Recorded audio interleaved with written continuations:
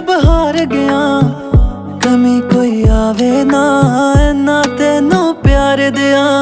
सो के कट्टी कोई रात नहीं, किते हो जे मुलाकात कोई, जिस विच तेरा जिक्र ना होवे, ऐसी ना हुण बात कोई। तू जिथों लंघ जे खिल जावे ओ वेड़ा नी, हाँ तेरे बिना जी नहीं लगना, नहीं लगना जी नहीं लगना।